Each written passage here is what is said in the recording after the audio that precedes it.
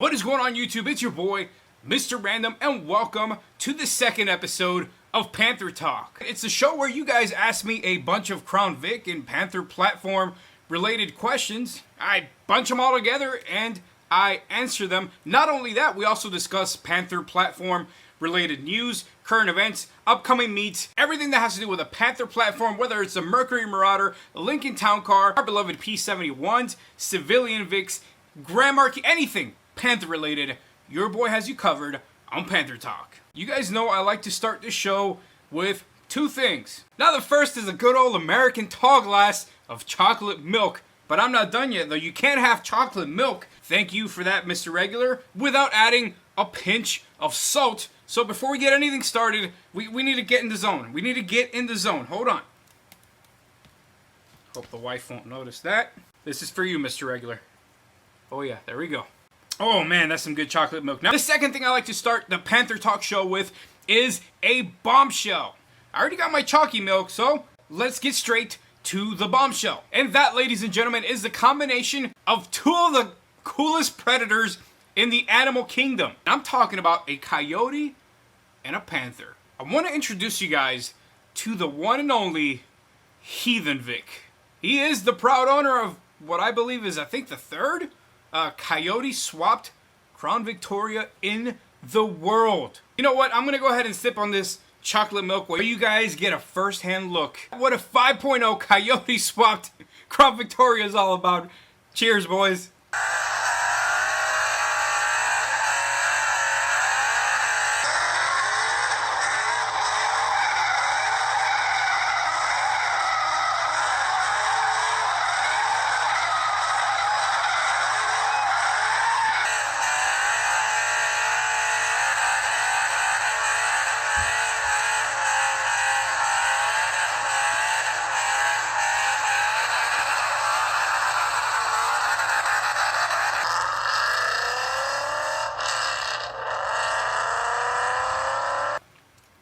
Oh yeah, man, that's some good chocolate milk. Now, as much as I want to get to what it actually takes to Coyote swap a Crown Victoria, I'm going to have to leave that for another show. But I want every single one of you guys to make sure you go ahead and head on over to Heathen Vic's Instagram page and go show him and his Yodi swap Crown Vic some love.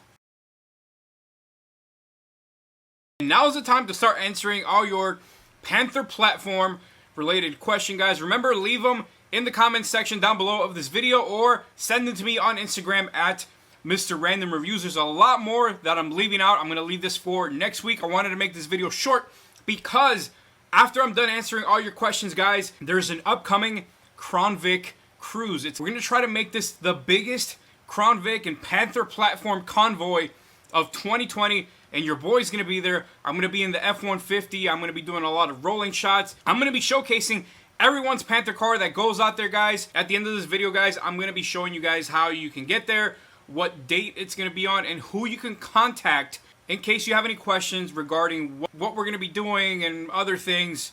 But, like I said, let's get straight into answering all of your burning Panther platform related questions. Alright, and now we're going to start with an actual very good question right here. Patrick Fetchte on YouTube asked, for the Crown Vic, who makes a metal intake manifold? I'm sick and tired of the plastic bullshit. Man, come on, man. This is a family show, Patrick. Damn, boy. So the thing about the plastic intake manifolds being bad is it's a little bit of a myth, and it's kind of like a word-of-mouth thing that goes way back, okay? It's a fact, for sure, as the sun rises in the east, or is it the west? I don't know. I don't care. Is Earth flat? Oh, man. Anyways, every Panther platform owner knows that your plastic intake manifold, at one point or another, it's going to completely fail, and it's going to start leaking coolant. There's a company called Dorman, which actually, I think now, is the only company, like, off of, like, a box store, like AutoZone, Advance, O'Reilly's, whatever. They're pretty much one of the last companies that's left that's still making intake manifolds for your Panther cars. Now, yes, they still are plastic, but it's 2020, guys. They've mastered it by now. They make some very good intake manifolds. It's not the crap they used to make before. They've changed manufacturers. The plastics are a lot better. They hold up a lot more and they last a lot longer. Now, there is a way, you can technically put a metal intake manifold onto your Crown Victoria, but I'm telling you guys, you don't want to do that because you're going to have to do a lot of follow-up modifications in order to make it work right. Now, Edelbrock, I'm going to show you guys what it looks like. Edelbrock does make a 2-valve aluminum intake manifold that you can put on your Crown Victoria. It's made for the Mustang, but you can flip it either way to make it work for the Crown Vic. Now, there's a lot of cons when it comes to that.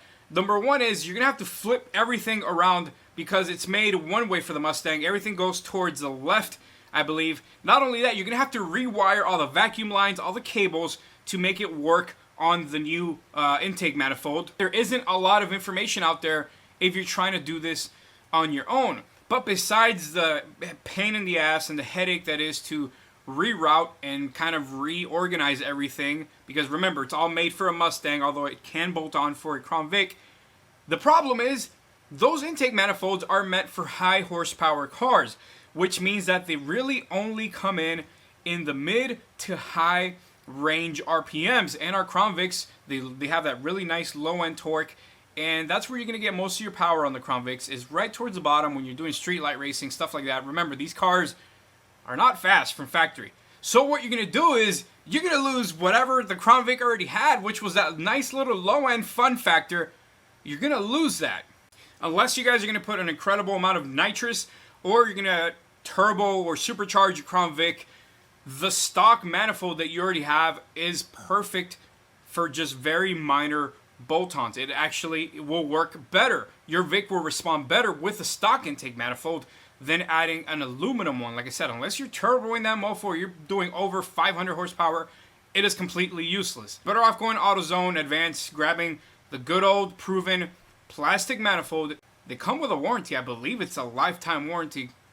You're good to go. Keep it nice and simple, guys. All right, Robert Jones on YouTube asks, my trunk on my Crown Victoria is slightly off. I seen you did a trunk swap on yours, and I would like to do the same. I have a white Vic, but I want a black trunk. Man, that's easy. On the actual bracket that holds up the trunk, there's 2 bolts and 2 bolts.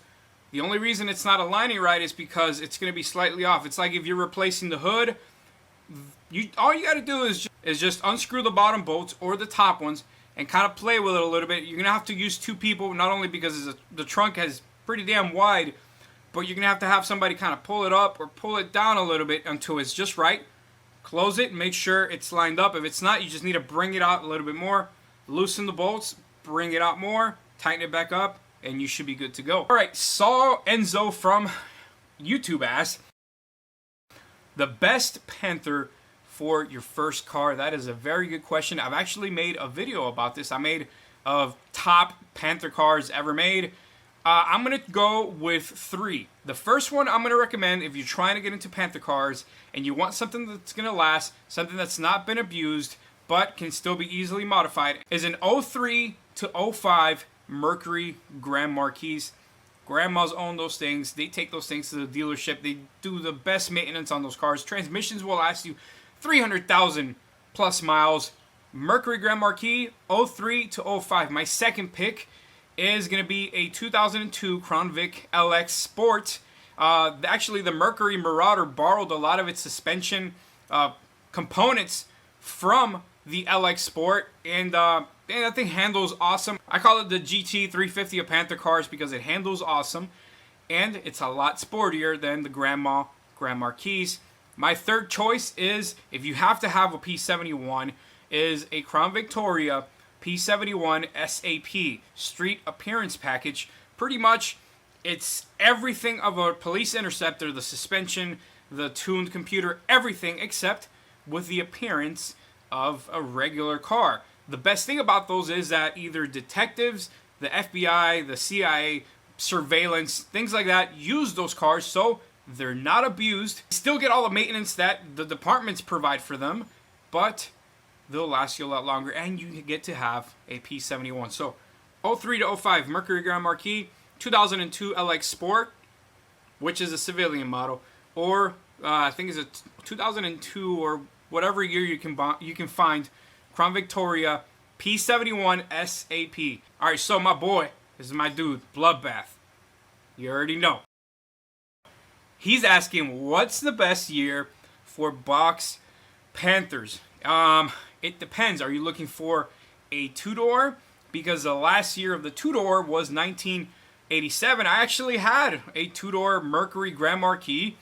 Thing was freaking awesome. I've made videos on it. You guys can check it out. Just look up 1987 two-door Mercury Grand Marquis. But if you don't care, if you just want a box Panther, I'd say is the early 90s, because all the kinks were figured out, all the issues were already resolved. By the early 90s, the box Panther was already on its way out. So all the problems that the previous models came with had already been figured out. They've been ironed out, and they were ready to go. Okay, so on YouTube, man, I'm gonna butcher the crap out of this name. It's OVTN DMNTN 721.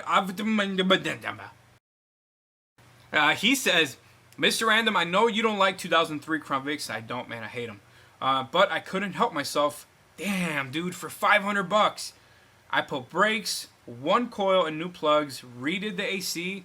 Sweet ride, man. 2003 Crown Vics, I have a love-hate relationship with them. They're probably the most affordable post 2002. That's when they got the new suspension. They got the bump in horsepower, but they suffer from severe overheating issues and electrical problems. They had switched a couple of things around from the 02 model, and they had just started it with the 2003 models, and Ford hadn't figured it out yet. So a lot of owners that have 03 Crown Vics, they suffer from, like I said, severe overheating issues and really, really bad electrical problems, especially if you get a P71. There are a few exceptions, though, and just like OVTN and 721 said, got it for $500, just changed the coil pack on it, and was good to go. They're damn good cars. You're going to get that bumped up suspension, and you're going to get that 250 horsepower, but man, you're taking a risk, man. It's all good, though. Enjoy that 03. Pour one out for the homie. All right, Gerald Green on YouTube says, what's a reasonable? Hey, man, what's up, man? It's the Cuban and me, bro. I'm sorry, man. I can't help it, bro. What's a reasonable price range for a turbo or supercharger on an early 2000s Marquis? All right, you got two good things going for you, but one that's going to mess you up. The first thing is you're going with a Grand Marquis. That's a good choice. Second thing is you're going early 2000s. That's a very good choice. But, dude, you're trying to turbo a Crown Vic, man. It's been done before. It's doable. But you need to know exactly what you're doing. You need to have the money to back it up. You need to have a nice support group of people who know what the hell they're working on and what the hell they're doing to make it possible. There's going to be tuning. There's going to be a lot of crap you're going to have to play with to make it work the way that you're imagining in your head. Now, there's a couple websites like LMR.com. Look for New Edge Mustang years. I think it's 99 to 2004. Anything but a Cobra, and that will bolt on to the Crown Victoria. So there's going to be a lot of altering and modifications you're going to have to do to make a turbo work. There is a website. I'm going to include it somewhere here. It's adtr.net. They deal with everything Crown Victoria. Pause. Here we go.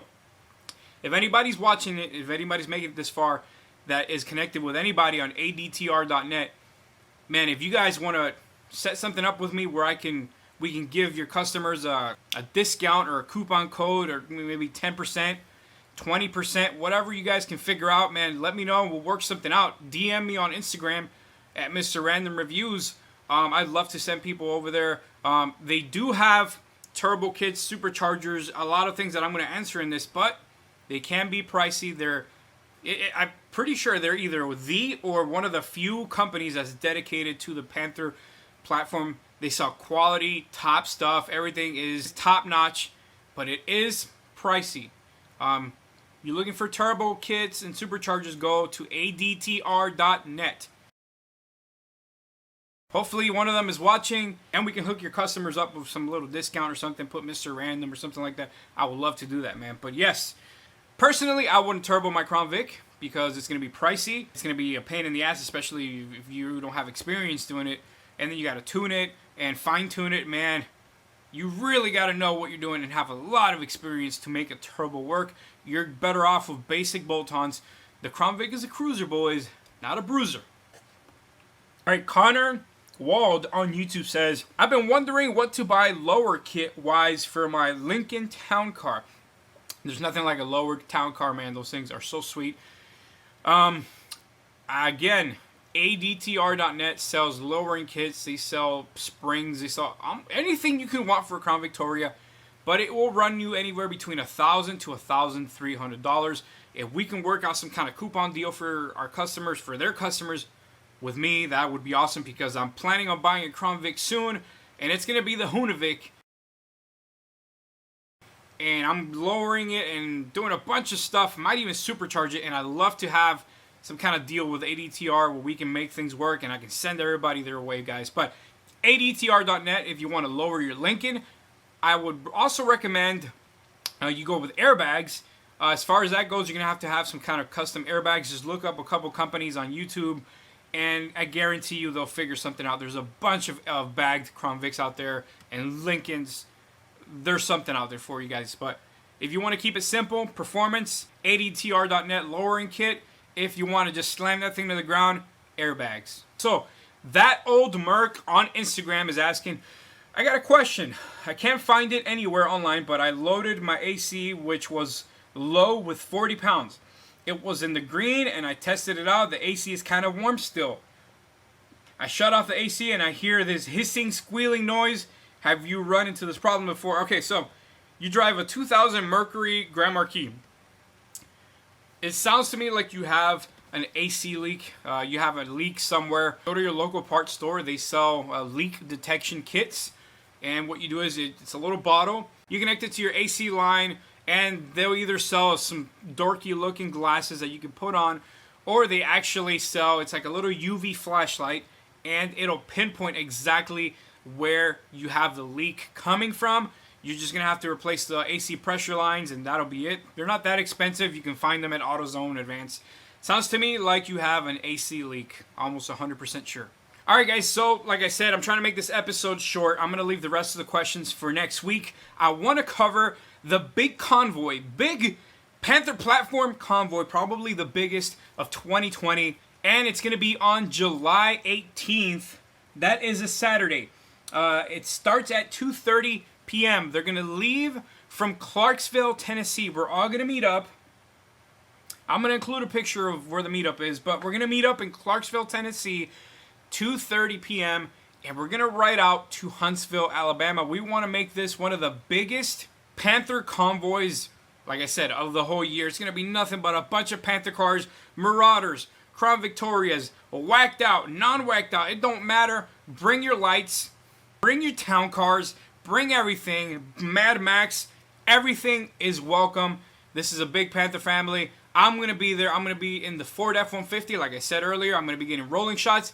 I'm going to be featuring everybody's Panther car that shows up. And I'm going to be uploading the video on YouTube so you guys can see yourselves and you can tell me a little bit about your Crown Vics. Saturday, July 18, 2:30 p.m., riding from Clarksville, Tennessee to Huntsville, Alabama. If you guys have any questions, contact Truck Tech Life somewhere here. You'll see it on Instagram. Send them a DM. He'll give you guys more information regarding the meet. I hope to see a couple of you guys there. I know it's real short notice. It's like 3 weeks or something or less short notice. But if you can make it, if you're in Tennessee or if you're in Alabama, we're going to ride from Clarksville, Tennessee to Huntsville, Alabama. Either way, it's your boy, Mr. Random. I hope you guys enjoyed it. I got some crazy stuff coming up for the next episode of Panther Talk. I'm going to finish the rest of this chocolate milk, and I'll catch you guys on the next one, man. Take it easy.